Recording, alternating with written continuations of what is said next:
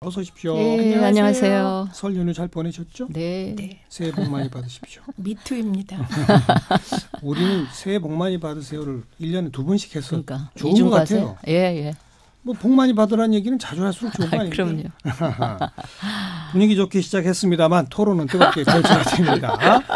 자, 이제 김경수 지사 건 가지고 자유한국당은 이건 문재인 대통령 어느 정도 알았는지 보고받았는지 등등 뭐 하여튼 알아봐야 된다. 뭐 대체로 그런 입장이 기본인데 이거에 대해서 이제 더불어민주당 쪽에서 너희들 뭐 대선 불복하는 거냐 이렇게 맞받아치니까 자유한국당은 또 우리 대선 불복 얘기 꺼낸 적도 없는데 왜 그렇게 덧빛 씌우느냐. 아니 너 이거 일부 의원들이 그렇게 말하고 있지 않느냐. 지금 공방이 왔다 갔다 합니다. 어떻게 보고 계세요, 최민희 전 의원? 그냥 뭐 정치라는 게 늘 그렇게 공방을 하는 거구나 이런 생각이 들고요. 이제 김진태 의원 같은 경우가 대선 무효라고 주장했어요. 불복을 너무 무효라고 주장을 했기 때문에 이게 논란의 소지를 제공하는데 그 부분도 사실 막 던지시는데 그 막 던지는 이유가 뭐냐. 그건 이제 김진태식 당권 도전 전략인 것이죠. 전당대회. 예, 예. 왜냐하면 자유한국당 전당대회에서 컷오프를 통해서 4명의 후보가 들어가는데 그렇죠. 예. 빅3들이 혹은 뭐 1강 2중이건 그 세 분은 뭐 별로 컷오프에 신경을 안 쓸 것 예. 같은데 나머지 후보들은 컷오프에 한 명 들어가는 그렇죠. 거잖아요. 그러니까 이제 그 과정에서 뭐라도 해야 될 상황이라 아마도 김진태 후보는 전략을 김경수 지사를 매개로 문재인 대통령을 강력히 흔들어 보자.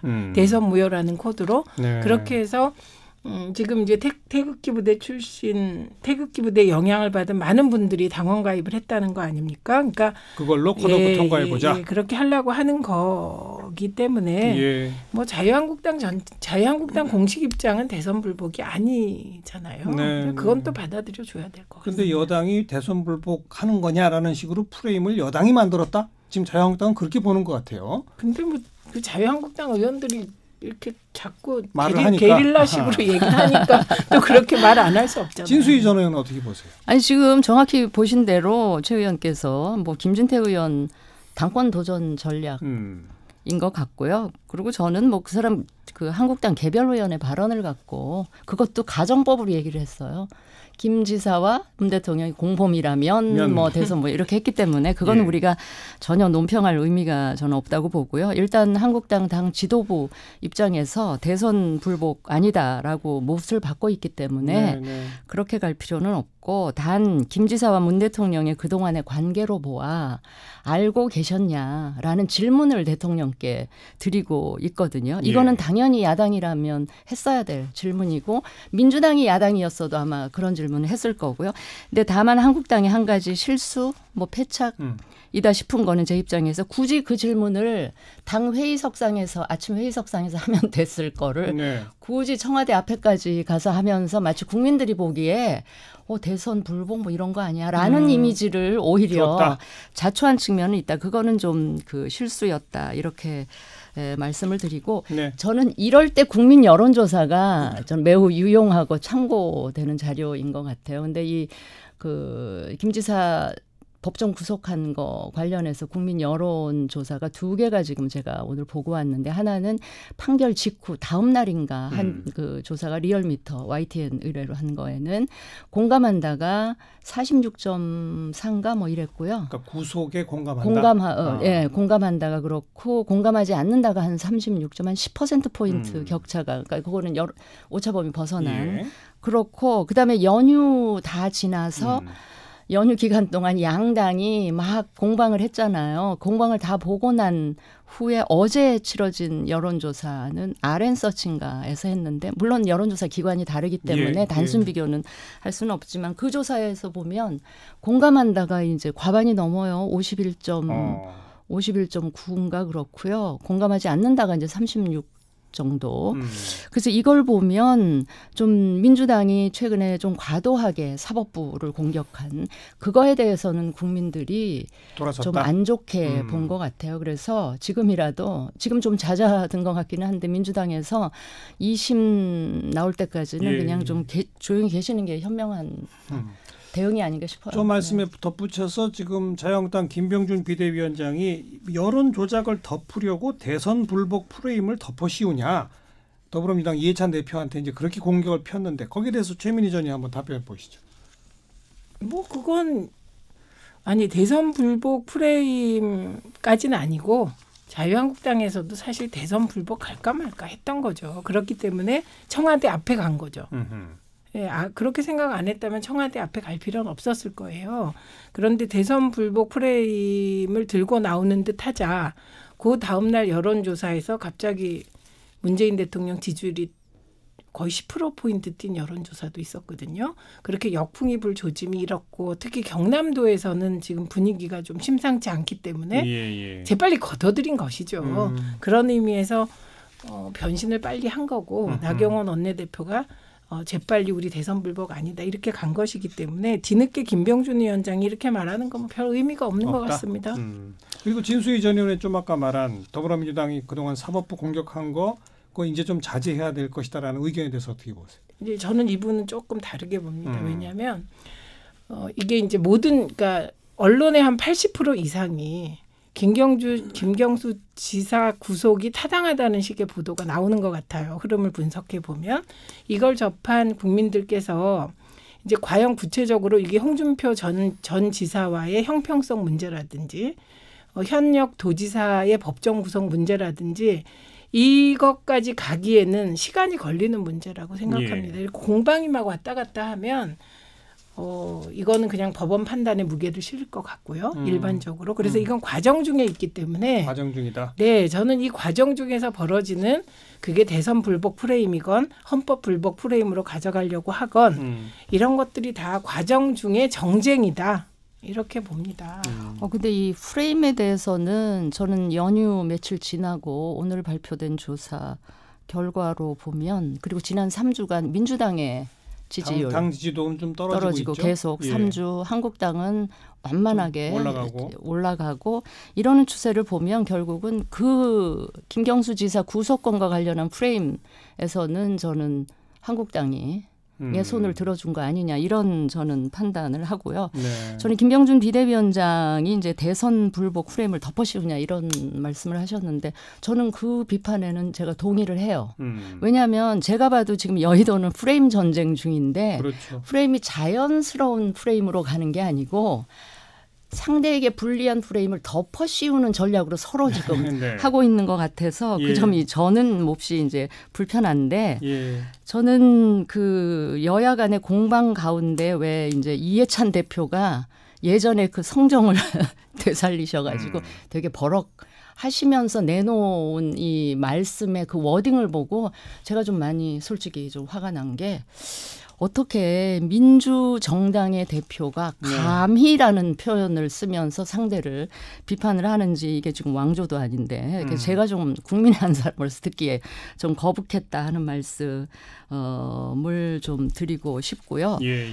그때 뭐라 그러셨냐면 탄핵 세력이 감히 촛불 대통령을 뭐 폄훼한다 이랬는데 제가 어느 한 네티즌의 그 댓글인지 뭔지 이렇게 기사화된 걸 보고 제가 굉장히 격하게 공감을 했는데 뭐라 그랬냐면 그 네티즌이 우리가 그 추운 날 촛불을 든 것은 박근혜를 끌어내리기 위한 것이었지 문재인을 대통령 만들기 위한 것은 아니었다. 이렇게 표현을 했는데 저는 그 표현에 제가 굉장히 공감을 했고요. 저는 많은 국민들도 저와 비슷한 생각을 하시지 않았을까 그런 생각을 했습니다. 네. 그래서 이해찬 대표는 좀 과하셨어요. 덧붙일 말 있으신가요? 최민희 전 의원? 아니 별로 안 들어와서 귀에. 네. 자 그리고 또 하나 이제 나경원 원내대표가 제기한 또 하나의 일종의 그런 프레임일 수도 있고 논란일 수도 있는 게 신북풍이라는 용어를 지금 사용을 했습니다. 지난 지방선거 바로 전날 1차 북미 정상회담이 있었고 요번 또 공교롭게도 자유한국당 전당대회가 2차 북미 정상회담과 또 날짜가 이렇게 겹치게 되면서 뭐 꼭 이건 무슨 뭐 자유한국당 때문에 이렇게 했다라고는 주장하지 않지만 뭔가 의심이 든다는 식의 표현을 좀 쓰고 그러면서 이게 내년 총선까지 이른바 신북풍 이런 표현을 썼는데 그런 프레임에 대해서는 어떻게 보세요? 진수희 전 의원님 먼저.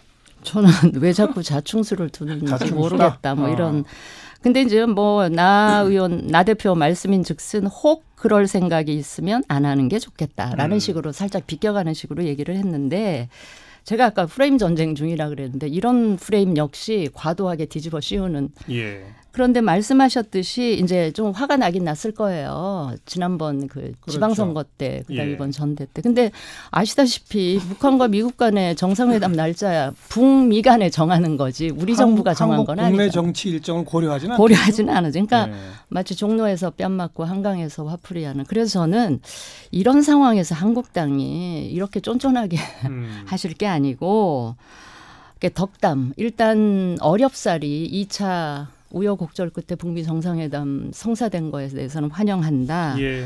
그리고 이번 북미 회담에서는 반드시 그 완전한 불가역적인 비핵화 관련해서 성과가 있어야 한다라는 예. 당 차원의 입장을 얘기하면서 예. 못지않게 우리 당의 전대도 중요하기 때문에 당내 여론 수렴하고 해서 연기하는 거를 적극적으로 검토해야 되겠다. 이런 식으로 좀 통 크게 했더라면 뭐 많은 국민들이 고개를 좀 끄덕끄덕거리지 않았을까 뭐 그런 생각이 들어서 조금 아쉬웠습니다. 최민희 전 의원도 생각이 별로 안 다르실 것 같은데? 그래서 저는 그걸 넘어서 예. 세계가 자유한국당 중심으로 도나? 세계관이? 이런 생각이 들었고요. 예. 저런 북풍이라는 개념이 이게 사실 공작인데 이게 안보 위기를 조장해서 선거에 유리하게 하려고 했던 게 보수 세력이 그랬던 거예요. 과거 북풍이 그런 거죠. 그런 거죠. 예. 근데 신북풍이 신자가 붙어서 북풍이 붙으면 그건 뭐 본질이 다르지 않다는 뜻인데 이런 북풍은 더 많이 불어야죠. 사실은 평화의 북풍, 평화의 바람인데 그렇게 얘기하니까 역시 자유한국당은 태극기 부대의 정당이구나. 그래서 스스로 입지를 점점점 좁히고 있다. 뭐 이런 거죠. 덧붙이자면. 네. 근데 굳이 제가 한번 방어를 해보자면 그러니까 그동안 대통령과 여당의 지지율이 예전 같지는 않잖아요. 많이 이제 떨어졌고 그러니까 국내 경제나 국내 정치적 악재가 있을 때 떨어졌다가 대북 관련한 뭔가 이벤트가 있으면 살짝 반등했다가 올라가고. 다시 또 이렇게 예. 그런 패턴이 조금 있었잖아요. 한 두어 번쯤. 그러니까 이번에도 혹시 이제 올 한 해 경제 안 좋고 뭐 정치적인 악재 이런 것 때문에 추락을 하는데 그거를 어떻게든지 대북 관련한 걸로 어떻게 좀 이렇게 끌어올려 보자고 하는 유혹을 느낄 수 있는 것에 대한 미리 이렇게 방어막을 쳐놓는 거 아닌가 뭐 그런 생각을 했어요. 뭐 그럴 수 있죠. 야당 입장에서는 당연히. 너무 나간 거죠. 왜냐하면 그건 유혹이 아니죠. 예를 들면 국내 경제 문제를 해결하는 거 굉장히 중요하죠. 그런데 한반도 평화가 없이는 경제도 없는 거기 때문에 한반도 평화 문제를 잘 해결해서 지지율을 높이는 것을 유혹이라고 표현하는 것은 그건 조금 아니 잘못된 사석에서 표현이고요. 민주당 의원들이 또 이제 지지율 떨어지면 내년 총선 겨냥해서 좀 본인 위기 의식을 느끼고 그럴 때마다 아우 좀 그런 거라도 있었으면 좋겠다라는 말을 사석에서는 하시니까 네. 들 서로 예. 그러니까 아마 이제 그건 잘하는 거잖아요. 잘해서 남북 관계를 잘해서 평화가 진전돼서 총선을 잘해보고 싶다고 아주 바람직한 자세 같습니다. 네. 근데 이제 진수희 전 의원이 이제 애써 그 자유한국당의 그 신북풍이라는 용어를 애써 규정하자면이라는 전제를 깔고 네. 그걸 이제 별 성과가 없는데도 정치적으로 악용하려고 들지는 말아달라. 그러니까 한반도 평화 이 의제를 정치나 선거에 이용하지 않았으면 좋겠다는 거를 그런 신북풍이라는 무슨 네이밍으로 나경원 원내대표가 말씀하신 것 근데 같은데 아무튼 용어는 잘못됐다 이거죠. 저는 그렇게 생각을 합니다. 다른 식으로 얼마든지 표현할 수도 있었겠다 싶은데 좀 안타깝죠. 그건 그 프레임 자체가 잘못된 겁니다. 그건 지금 박근혜가 대통령이라도 박근혜 전 대통령이 한반도 평화 문제를 큰 폭으로 진전시켜서 국민의 마음을 얻는다면 그거는 반대당의 입장에선 박수는 못 쳐도 총선이 되면 어쩔 도리가 없는 것이지 그거를 악용한다고 표현할 수는 없습니다. 좋습니다. 그 정도 말씀 나누고 그나저나 요새 그 바른미래당하고 민주평화당 바른미래당에 계신 호남 쪽 국민의당 거쳐서 오신 의원분들이 민주평화당하고 합치자는 얘기들이 좀 나오는 모양이에요. 진짜 그런가요? 뭐 그런 움직임들이 몇몇 의원들 사이에 있었던 모양이에요. 그런데 그거는 뭐 그 명분도 실리도 없어 보이고요. 과연 국민들이 몇 분이나 박수 쳐줄까 싶은 생각도 들고 그건 아마 이제 내년 총선 앞두고 지역 정당 만들겠다는 뜻인지. 호남 지역 정당. 예. 근데 그게 과연 그렇게 한다 그래서 총선 때 그 호남에 계신 분들이 표를 주겠나 뭐 그런 그 의심이 있는데 왜 그런 일들을 하실까? 저는 전혀 그 동의가 안 되죠. 예. 최민희 기자는 어떻게 보세요? 그런 움직임은? 우선 과거 국민의당으로 돌아가겠다는 거죠. 그렇죠. 예, 근데 과거 국민의당으로 돌아가려면 몇 가지 조건이 있는 거죠. 이제 호남 출신 의원들이 민평당과 바른정당의 호남 출신 의원들이 민평당과 합치면서 동시에 누가 와야 되냐면 안철수 전 대표가 복귀해야 그렇죠. 그게 과거 국민의당이 되는 겁니다. 그런데 과연 안철수 전 대표가 다시 호남과 손을 잡을까? 저는 안 잡을 것 같습니다. 그러니까 조건이 성립이 안 되고 또 하나의 조건은 민주당이 이제 박지원 의원의 워딩을 보면 지금 보수가 합치려고 하기 때문에 진보도 합쳐야 된다는 얘기거든요. 그래서 심지어 정의당까지 끌어들여서 창원 선거에서 이제 단일화해야 된다 이런 말을 하는데 그러려면 민주당이 국민의당이 된 이 당과 그 통합을 할 의지가 있어야 됩니다. 그렇죠. 그게 지금으로서 불가능합니다. 지금으로서는 저는 가능성이나 의지가 1도 없는 것 같아요. 제일 중요한 건 당원들이 원하지 않습니다. 더불어민주당의 당원들이. 네, 그렇기 때문에 지금으로서는 모르겠습니다. 앞으로 또 우리나라의 정치가 뭐 한 1년이 막 10년 같아가지고 모르겠지만 지금의 판단으로서는 민주당이 가통합할 의사가 없는데 과연 국민의당이 복원되겠느냐, 복벽 운동이 되겠느냐 어렵다. 좀 어려울 것 같습니다. 아까 일부 시간에 우리가 그 설 민심 어떻게 읽었는지 들으려고 5당 대변인들을 쭉 연결했는데 민주평화당의 박주현 대변인을 연결했더니 호남 지역 국민들이 민주평화당을 향해서 몇 가지 목소리를 낸대요. 하나는 그냥 민주당하고 합쳐라. 또 한쪽은 바른미래당과 호남 의원들하고 합쳐라. 그냥 혼자 가라. 뭐 이런 여러 목소리가 있다는 식으로 굉장히 고민스럽다고 얘기를 하더라고요. 근데 그런 목소리가 나와도 더불어민주당에서 지금 안 된다 이거죠? 네, 그게 하나의 조건이라는 거죠. 더불어민주당이 통합의 의지가 있어야 되는데 당원들이 반대하는 일을 하기는 굉장히 어렵다. 제일 가능성이 있는 거는 아마 그 뭐죠? 저기 민주평화당이니까 어디랑 합쳐? 바른미래당이랑 바른미래당의 호남. 아니 민주평화당 의원들이 바른미래당으로 들어가거나 그냥 있거나 아니면 더불어민주당하고 합쳐라 이러니까 그렇죠. 아무 말도 없는 거죠. 뭐 그거. 제일 가능성이 있는 거는 그나마 바른미래당에 있는 호남계 의원들하고 같이 합치는 그건데 과연 그렇게 해가지고 내년 총선에 무슨 실리가 있겠습니까? 그리고 당 일단 지도부 손학규 대표나 지도부에서는 그거는 이제 이렇게 딱 최근에 제압을 하긴 했더라고요. 정동영 대표도 역시 마찬가지로 그렇지 않다고 주장하는 거죠. 그럼 이거는 일부 바른미래당에 있는 호남 의원들의 개인적 바람. 민주평화당에 있는 몇몇 의원들의 이제 바람뿐이다. 여기까지 정리합시다.